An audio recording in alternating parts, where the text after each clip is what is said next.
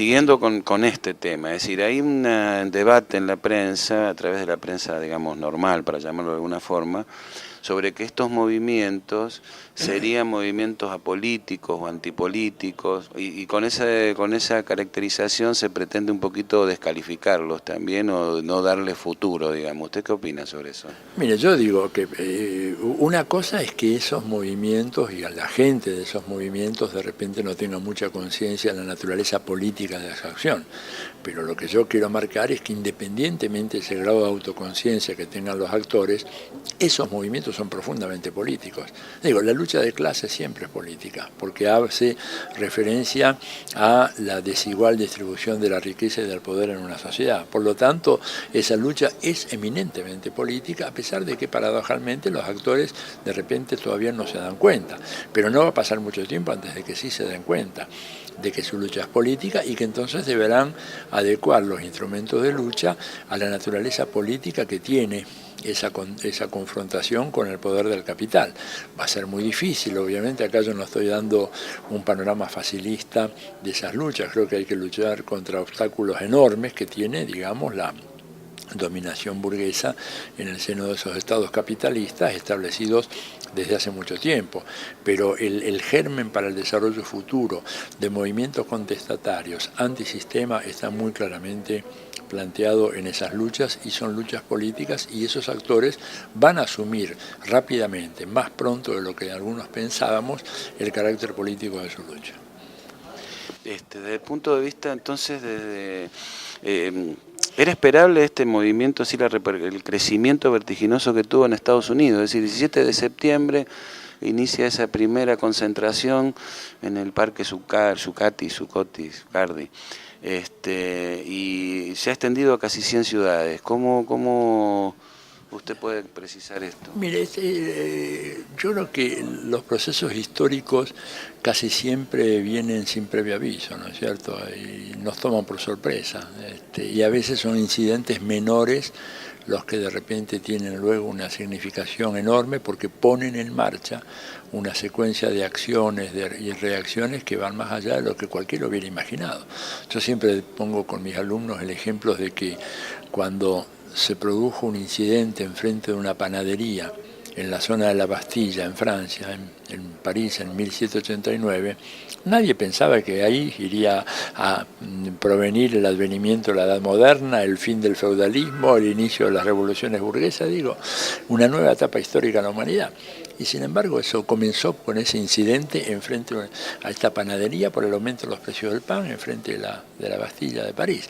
Entonces uno nunca sabe lo que pasó, por ejemplo, en Túnez, ¿verdad? Que fue un reguero de pólvora que ha incendiado todo el norte de África y Medio Oriente. Fue un incidente, si ustedes quieren, casi policial menor. Un pobre muchacho que no tenía cómo alimentar a su familia, desocupado. Él era un estudiante universitario, no había terminado la universidad, no encontraba trabajo, tuvo que salir a vender frutas y verduras en un carrito en las calles de una pequeña ciudad provincial de Túnez. Lo sorprendió la policía 2 o 3 veces, lo apaleó, lo maltrató y de repente el joven se indignó, ¿no es cierto? Y se inmoló, se prendió fuego y se mató. Y eso incendió todo el norte de África. ¿Quién lo hubiera dicho? Debe haber habido muchos incidentes como eso antes, que la prensa ni registró, habrá dicho un joven se inmoló producto de no sé qué cosa, nada más. Entonces, nadie hubiera podido predecir esto y yo creo que lo que pasó en Estados Unidos, si tuvo esa enorme difusión, es porque hay condiciones sociales y económicas de fondo que en Estados Unidos hacen razonable una respuesta de este tipo. Entre otras cosas, el hecho de que, si uno mira los últimos 30 años, o sea, el periodo neoliberal de los Estados Unidos, que arranca con Reagan en 1981, ¿verdad? Enero del 81, hasta ahora, han pasado 30 años, y en esos 30 años Estados Unidos ha sufrido la más fenomenal reconcentración del ingreso de toda su historia.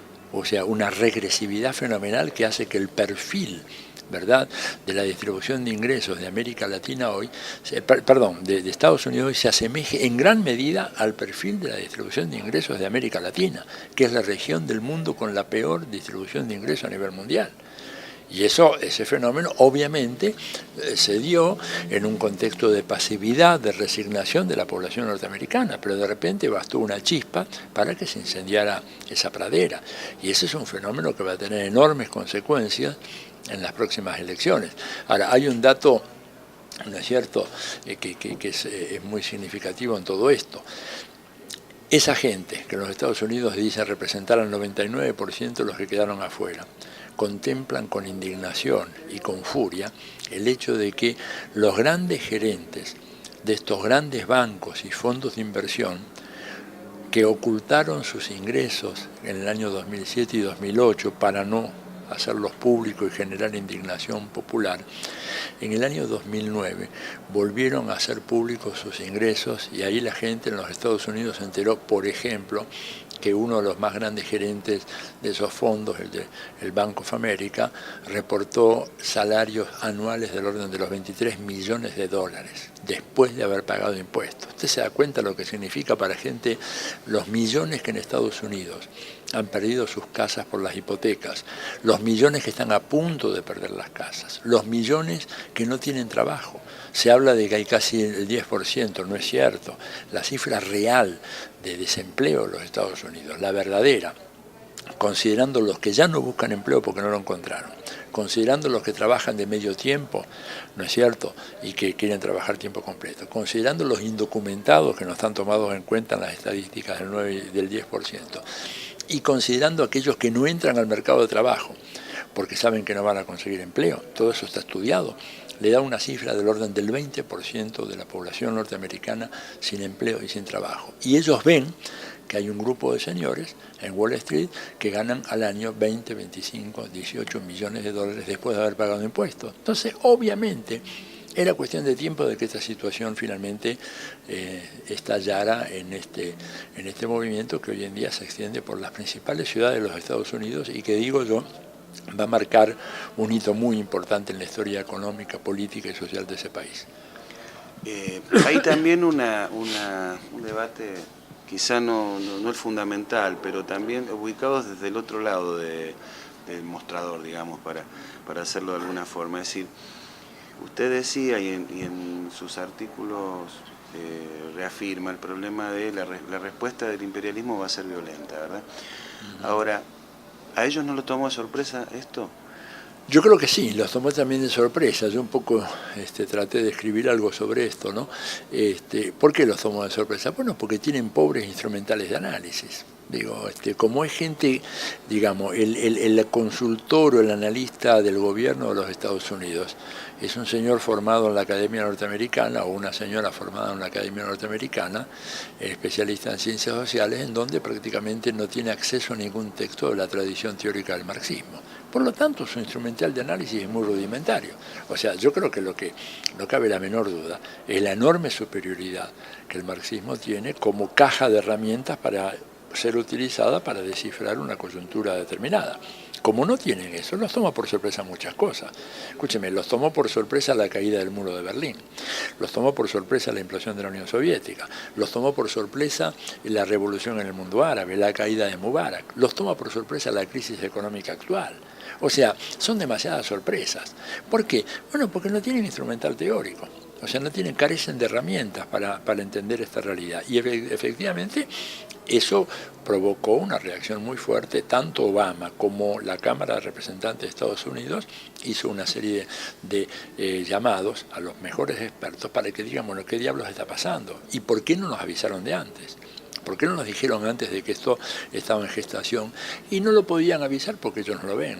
O sea, no tienen un instrumental metodológico, teórico, herramientas conceptuales que les permitan decir, bueno, acá vamos hacia una situación de creciente tensión social y que probablemente dé lugar a un estallido, ¿verdad? O a irrupciones como las que vimos en el norte de África, o lo que estamos viendo en Grecia, o lo que estamos viendo en Europa, o mismo en los Estados Unidos. Efectivamente fueron tomados por sorpresa. La lucha por la independencia continúa.